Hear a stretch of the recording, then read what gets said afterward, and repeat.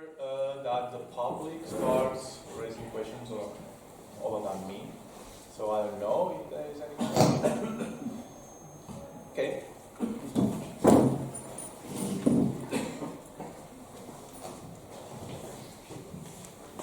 Comments and maybe a question for this very, very interesting analysis. A question, very detailed question for you, Clément, if you agree. You presented very interestingly this Rex case and how the creativity of vocabulary, surprising you, sensational vocabulary, ideologized vocabulary as well in culture. And the specific question about the word bankster. How is it in French? Is it bankster in French as well? Yeah, it's bankster. But you say it in French, bankster. Of course, the pronunciation is. But Joel created this neologism with English words. I don't know why, but that's the. Thank you. That was the. I was curious how. And then my question comment would be for the two, for Tom and then for Joan. Maybe it's a question comment. Tom, you interestingly presented how, so the 1900s, that's the, fundamentally that's the period, how various ideologically this time disputed, there was clearly an ideological cleavage as well about scandals and corruption. It was even clear in the case of France how ideology, so the same event was read totally differently depending on the ideological position. That's, can you be maybe a little bit develop on this? You did not use the word ideologized, how these political corruption conflicts get ideological, and for some maybe it was not even a corruption scandal, whereas for others it was a corruption scandal. So the same event was read through the ideological lenses very, very differently, in a radicalized way, but very different radicalized. And then, interestingly, you mentioned as well the metaphors, these metaphors of hidden, the dark, the octopus, accusations that things were done behind the scenes. But I was wondering, by listening to you, if the sociological reality of these networks that really existed, these networks, individuals knowing each other, getting into contact for various dealings, military, political, CEOs, or then shares, bonds in the companies, etc. So the reality of these networks, so the network did exist, but what happens to them? They become publicized, that is, they become, talked about in the press, they become more visible, they are taken outside from the hidden, they are magnified. But what about the sociological networking, which was real? Was it? I'm not sure if the word "real" is correct to use here. But besides the metaphor of the octopus, of the hidden, of the occult, I don't know if occult was. But in the 1900s, with the press, the democratization of the press, and that was the core of several of your analysis in this panel this morning. The press becomes more democratic, opens up to new readership, new topics, tabloidization, sort of early tabloid-like sensationalism. So the democratization of the press brings out in the light these networks, the sociology, the reality of the networks. So that's question comment for the very interesting analysis that all of you did. Thank you. Can I just add a tiny little one?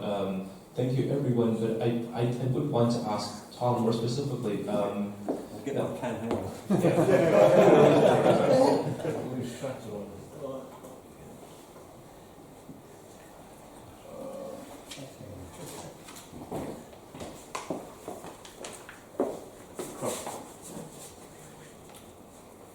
I'll just give you a second to catch up with everything.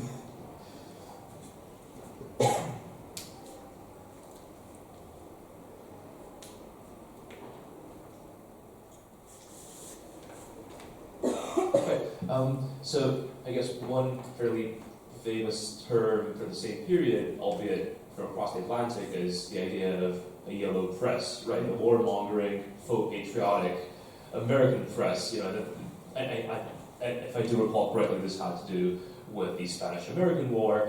I'm just curious if you have any sort of transatlantic connections at the time, say British radicals start beginning to use a American vocabulary of denunciation or vice versa, whether or not there is any sense of, I mean, even cutting across, so without, say, British radicalism mapping or socialism mapping onto, perfectly mapping onto progressive radicals in the US, do you have any real connections in this? I mean, first of all, discursively in the language and denunciation, second of all, in terms of actual groupings referring to each other as mutual legitimation or precedent or what have you, is there a sense that, there's a shared political discursive community of denunciation against similar forms of imperialism? I mean, of course, American imperialism is really only beginning to be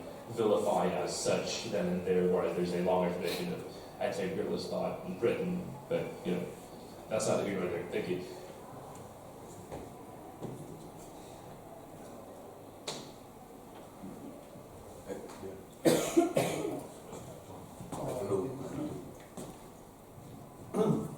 I'll just take that last question first.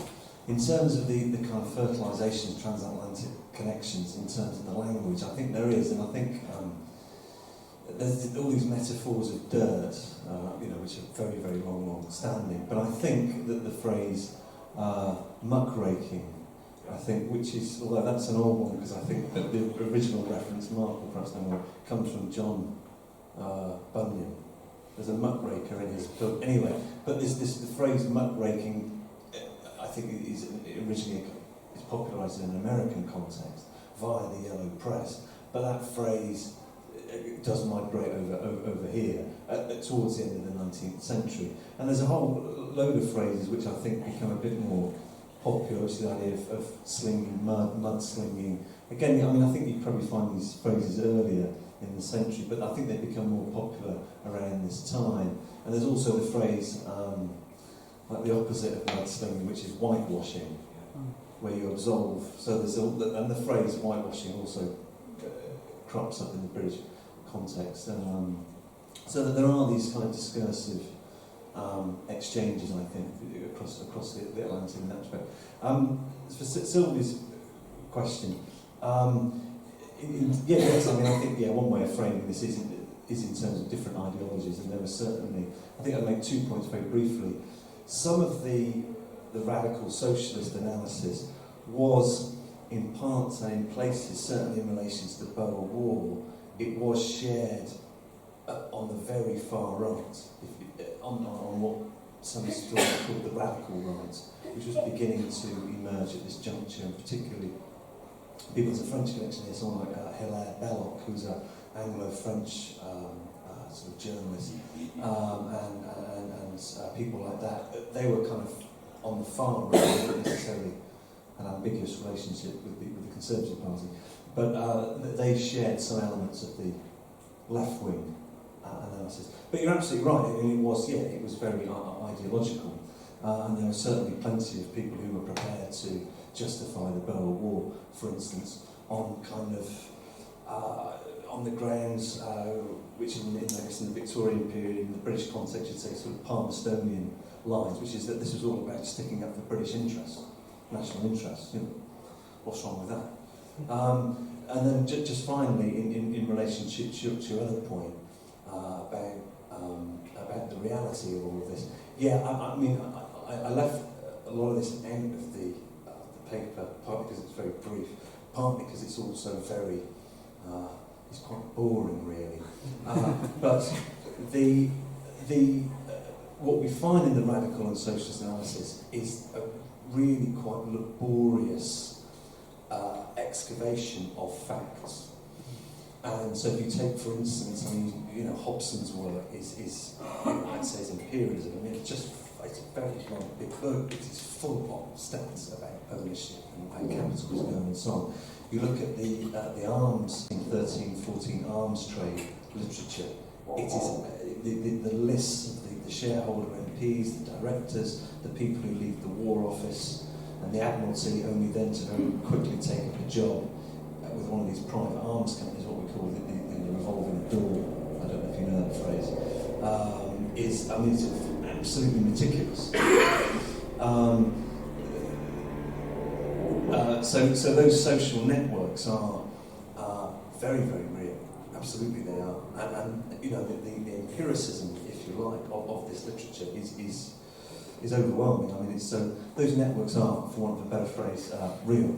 But I guess there's always a question of, well, what sense do you make of them, and whether, you know, the existence of these relations, these connections, does that necessarily make for a kind of coordinated system of self-interest and so on, which is against one reading of the national interest. So I guess that's another matter. But certainly the networks were very real.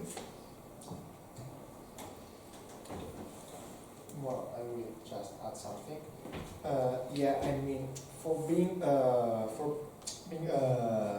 For having a paranoid mentality, you have to have some clues or some evidences. I mean, there's some real facts, and then you have to interpret and giving meaning to them. So this kind of conspiracy theories, this paranoid mentality, are based on some empirical facts. The problem is interpretation. And the problem of La Libera Parole, for example, his campaign against the Tres Humbert, was that it was a fantastic narrative with some key elements that were true. But the resulting narrative was fantastic and hilarious. So somehow it happens the same with all the conspiracy theories that exist nowadays. There are some facts, but okay, you can see some light, but you interpret that in a wrong way. And for the junction between the radical imaginary and the counter-revolutionary imaginary, I think that they have the same common enemy, but from different branches. For example, the far right is anti-internationalist because for nationalistic reasons, and the extreme left is anti-capitalist for socialist or democratic reasons. And the common ground is the high finance, who are Germans, British, French. It depends on the national enemy. But it's true that there's a common ground, but there's no huge bridges between them, because I know that they stand for a national league or they stand for the Second International, for example. There's no doubt about the political position of each other. So I think that I have answered the question.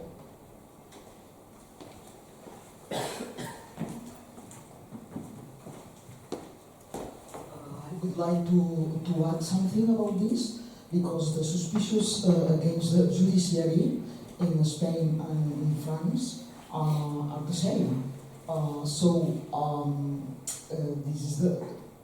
This is an example of a junction between the left wing and the right wing about the same ground of the matter. The judiciary, the suspicious against judiciary. I would like to know if this happened in Britain.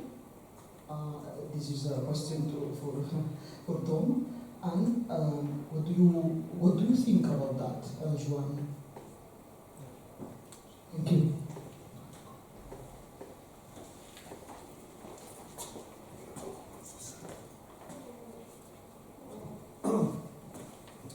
So very briefly, I mean, I think that there is on certain sections of the left a sense that there is a kind of antipathy towards the judiciary. I wouldn't necessarily, it's necessarily bound up with these the things that I was talking about in my paper, but more broadly there is, and there are a series of kind of landmark judicial judgments in the period I examined. Now, they didn't have to do with what I was talking about, the arms trade and militarism and so on. But there was the Taff-Vale judgment, but also another judgment called the Osborne judgment. And these were judgments that were, did not really, in fact, did not help the trade union movement or the labour movement. But the judiciary didn't really feature in the kinds of critiques I was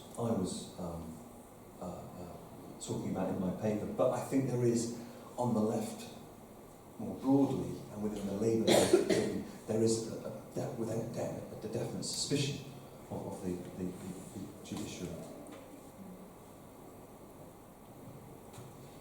Well, the judiciary is a common enemy, but I repeat that for different reasons. For example, if we take the case of the anarchists, they are against the judges for a class reason. But if you take the case of the internationalism, they're against the judges because they are part of the Republican core, and the Republican core means plutocracy, means international finance. So they attack them, but for different reasons, and I think that's important. It's important to know that the revolutionary left and the counter-revolutionary right were divergent and completely different.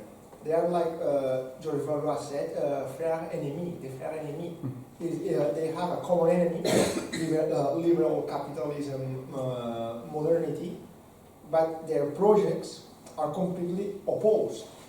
If we don't have this idea, I think, clear, it's really difficult to address the 20th century. Not only in the 19th century, there's a difference between left and right.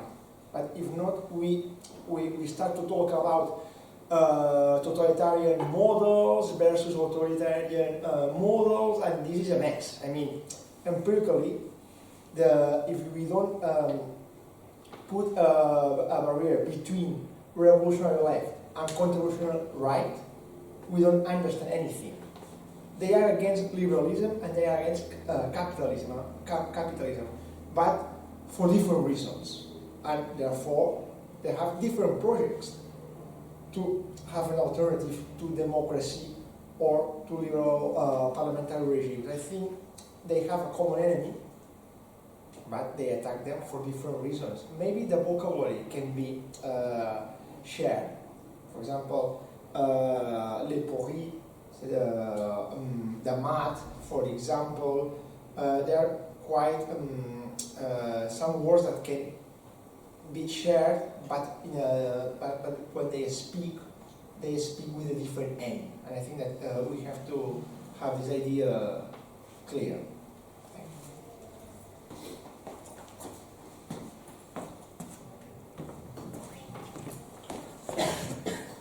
So I have a question regarding mostly Clément and Tom's communication. And it's about the relation between rumors and scandals.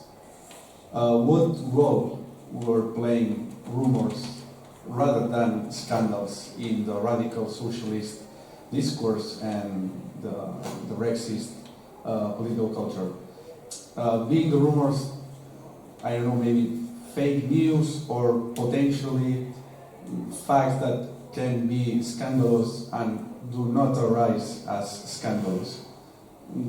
Did they play any special role in the discourse of these political cultures?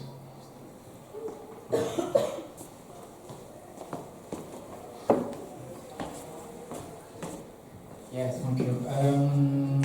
Yeah, rumors is in the Rexism movement to 1937 until 1940. They use fake documents, fake news all the time. Indeed, just 2 or 3 scandals are real scandals in 1936, and after it's also rumors. Some Rexists heard in a corridor, oh yeah, this minister or this MP pays someone, and so they use it, but with no verification, and mostly every time they falsified documents to validate their rumors. So now, rumors is very important to 1937 because they need to construct a new discourse with no new scandals. So they created or rewriting scandals with new information, but they are not real information, it's only rumors for this case.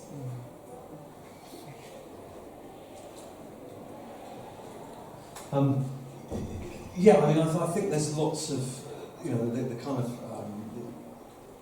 the interpretations I was looking at, the critiques I was looking at. I think I'd say that within that kind of broader critique, there were these particular events that were the subject of rumour and speculation. So, for instance, in regards to the arms trade, in 1909 there was this kind of naval scare about Britain's capacities vis-à-vis in relation to those of Germany.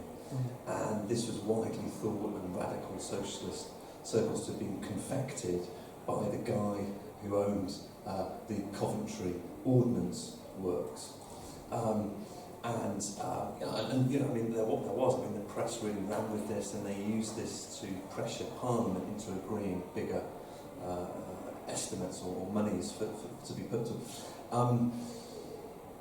So far as I know, there's no doubt that the person in question, the owner of this company, he was pressing for this. Whether he was doing so, ultimately you can't quite see inside someone's head.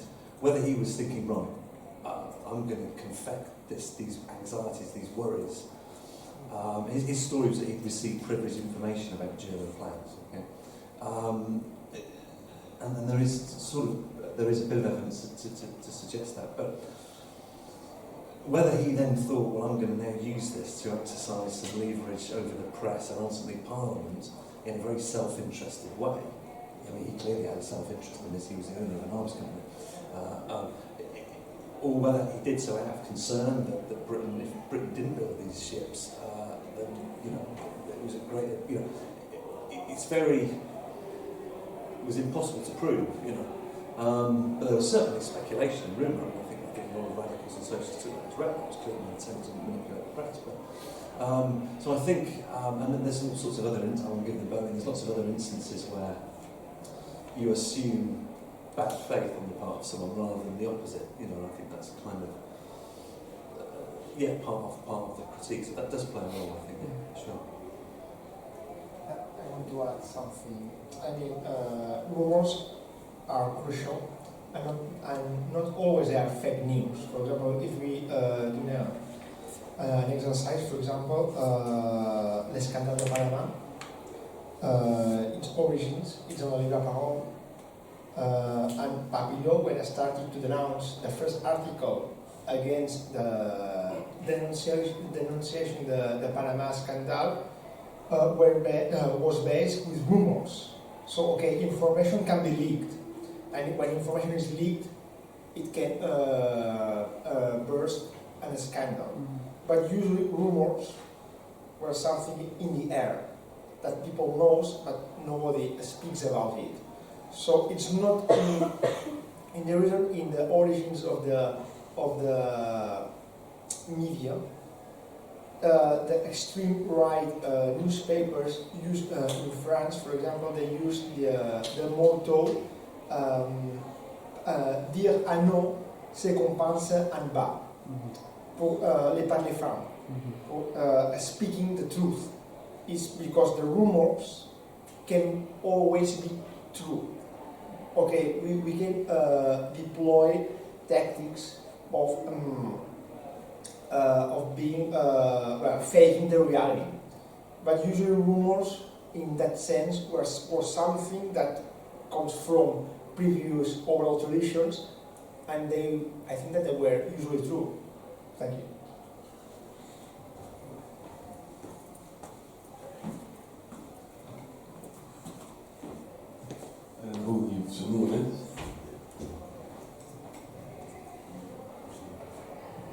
Thank you. Clément, but it's a question for everybody. Obviously, the one of the elements of all your talks is how the press end up creating a sort of mass participation and make corruption into less of a discourse amongst elite groups, which it even was in the period I was looking at, and try to engage with mass groups. And so this is going to be a question about brooms, I'm afraid. I'm sorry.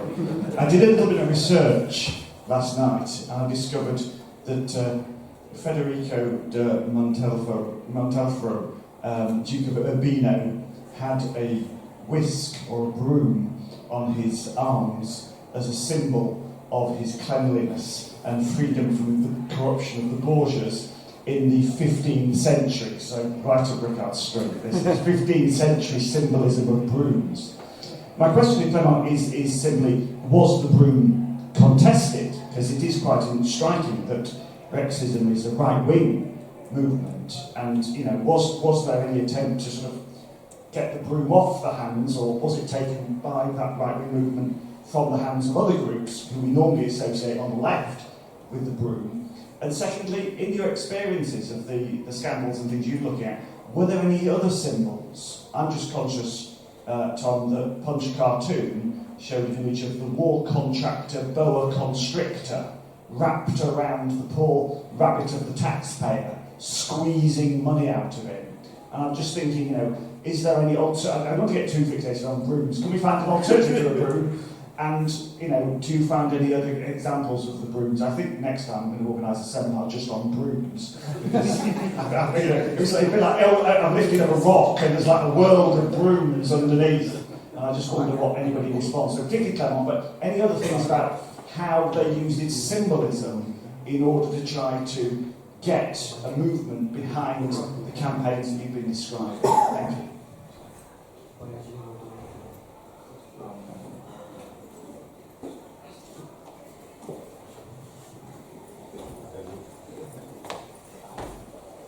Thank you for your question. Broom was contested mainly during the racist manifestation, racist strikes. Sometimes they are opposed to the left-wing political, so socialists, communists, and sometimes I don't have many archives on this subject, but sometimes anarchists. And they're taking the broom because it's a symbol of not only the ideal of purity and purification of political life, but it's also the symbol of the movement. There are two main symbols, the broom and the crown of the Christus Rex. They are the two main symbols. So they are taking and challenging the symbolic policy of the movement, because the socialists used in the 1920s the broom to denounce some scandals in Belgium. So it's a battle in political symbolism, for example. About the other symbol, there are other symbols. We saw the cow. We have also some symbol linked to some social professional categories, like for the I don't have the word in English, so it's a folk. Farmers use this tool to cut the side. So, and uses this to on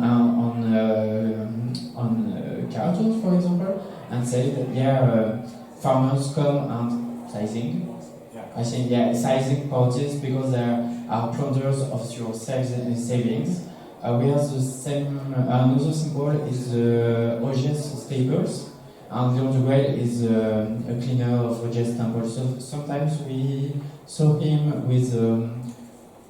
I don't have English now. With a bucket of water, and he's now cleaning the political life, so the Roget's staples. I think there are another symbols about intellectual part of the population, but I don't remember now. I can make the research. Yeah,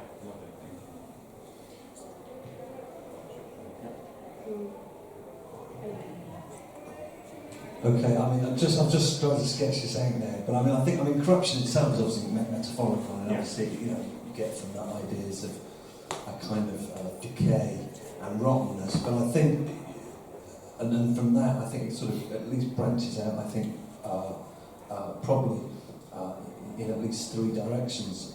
One of which is, as you suggested, images of kind of cleanliness or dirt, and there, that's where the broom,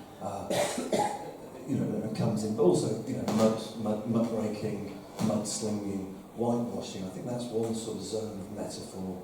I think another one is, which I touched upon, is images of vampiric, parasitical sort of blood, which I guess what vampires and parasites share is that, as far as I understand, they suck the blood out of things, and they're a kind of life-sapping force. So I think that's another field of metaphor. But then I think the other one, I think we've seen a few. I think one of the slides I had, the only was an image of a big German sort of banker guy. But it's images of fatness and bloatedness. So I think you've got a kind of threefold sort of typology. You often corruption, which I think connotes, obviously, it's greed and gluttony and excess. So it's kind of interesting. So the whole field of corruption is very richly, at least I think there's a kind of threefold. So in that kind of way, Ricardo is going to cancel me, but I'm just just 10 seconds. And the last question. Well, just to give an answer. I'm going to publish a text about the anti-liberal vocabulary on corruption in France, and the metaphors and the images and the tropes are related with not only math, but with shit. So the scope of dirtiness is really is from blood to shit. So you can imagine that they were really proficient at reproducing some execrable or exponential discourses. Thank you. And the last question. I just didn't keep away, but this is a more general comment. Now, when we speak of radical denunciations of corruption, clearly radicalism takes many shapes, and clearly it goes way beyond mere intensity. With the Rexist, for instance, we're talking about a party that claims to be in some way revolutionary, has its own agenda that distinguishes itself from the establishment, so on and so forth. What strikes me, however, is that radical critiques of corruption seldom ever seem to also seek to expand the remit, the content of what is understood as being corrupt. If anything, and this is, again, using the P word, but there seems to be this sort of populist cautiousness, if you will, in that what you define as corrupt is something that is already understood to be corrupt more generally. They don't seem to try to innovate in broadening the scope of what is perceived to be corrupt already. They claim to be radical and perhaps innovative in various political ways. They might be revolutionary. They don't necessarily want to revolutionize definitions of corruption, which intuitively you might say then perhaps they would stand to gain by also adding their own spin definitionally on what corruption is. But that doesn't strike me as being the case. That maybe I'm wrong. So this is more of a comment than a question, so apologies for that. But anyway.